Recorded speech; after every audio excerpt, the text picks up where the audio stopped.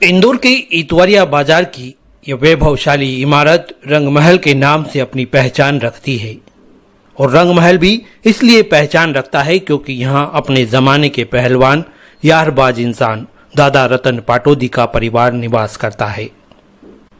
दादा तो अब इस दुनिया में नहीं है, लेकिन उनके द्वारा दिए गए संस्कार, सीख और शुरू की गई परंपरा उसी अंदाज में आज भी रंगमहल की छत पर कायम है।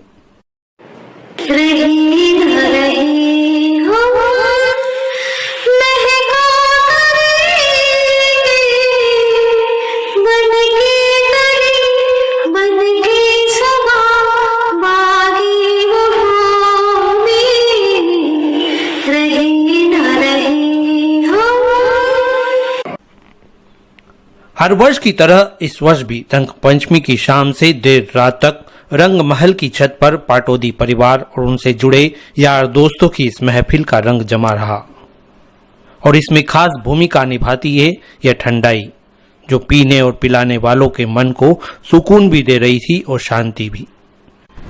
तरावट ऐसी कि जुबान का स्वाद और आनंद कलेजे को भी घंटों तक ठंडक पहुंचाता रहता है।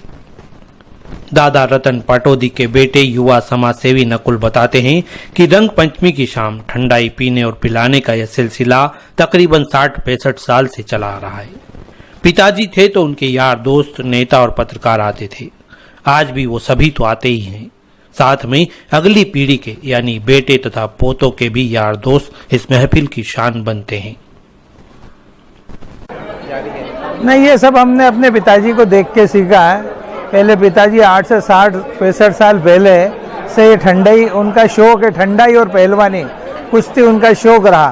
तो बादाम की ठंडाई और पिस्ते इसकी ठंडाई बनाना और पीना उनका शौक था और मित्रों के साथ पीना पिलाना उनका एक इसका आनंद लेते थे।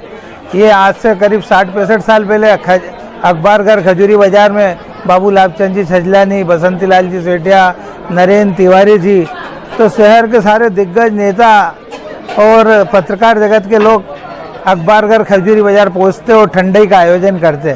फिर धीरे धीरे दादा ने रंगमहल में ये आयोजन शुरू किया जब दादा यहाँ किराएदार हुआ करते थे। अब प्रभु की कृपा है, पूरी छत है और दादा का आयोजन है। दादा के जाने के बाद भी दोनों भाई आराम से इस कार्यक्रम को कर रहे हैं। हर साल करते हैं, कोविड के साल को छोड़ के। हमें भी दादा को जाए को 5-6 साल हो गए, लेकिन हम लगातार इस आयोजन को करते हैं। हमें भी आनंद मिलता है। हम सबसे पहले दादा के दोस्तों को बुलाना नहीं भूलते, उसके बाद अपने दोस्तों और परिवार के साथ बैठ के इसका आनंद लेते हैं। दरअसल यह पाटोदी परिवार का व्यक्तिगत आयोजन होता है जो पूरी तरह पारिवारिक रूप से घर की छत पर ही किया जाता है। बच्चों से लेकर युवा और महिलाएं भी इसमें शामिल होकर ठंडाई, मिठाई, फल सहित अन्य व्यंजनों का आनंद लेते हैं। भांग के बिना होली के इस पर्व का आनंद शौकीन लोगों के लिए अधूरा ही होता है। ऐसे में भांग के लड्डू, चूरन विशेष डिमांड पर पेश किए जाते हैं। कुल मिलाकर एक अलग ही मस्ती और मिलन का यह आयोजन ऐसा यादगार रूप लेता है जिसका अगले वर्ष के लिए भी मस्ताने इंतजार करते हैं। पाटोदी परिवार बधाई का पात्र है कि बरसों से चला आ रहा सिलसिला उन्होंने उसी अंदाज में जारी रखा है। से आत्मिक खुशी तो होती ही है, वो सबसे बड़ी खुशी कि पिताजी के दोस्तों के साथ, अपने दोस्तों के साथ, वो मित्रों के साथ बैठने का जो आनंद आता है और ये शानदार ठंडाई जो कि आजकल बोतलों में बंद होने लगी है ठंडाई, और ये हमारे बड़े भैया प्रदीप पाटोदी जी घर में इसको घोट के बना के 2 दिन की मेहनत करते हैं पूरी, जब जाके ये ठंडाई बनाते हैं और वो साल भर लोगों की जुबान पर टिकी रहती है कि अगले साल कब आएगी वो ठंडाई पीने चलना है दादा के यहाँ।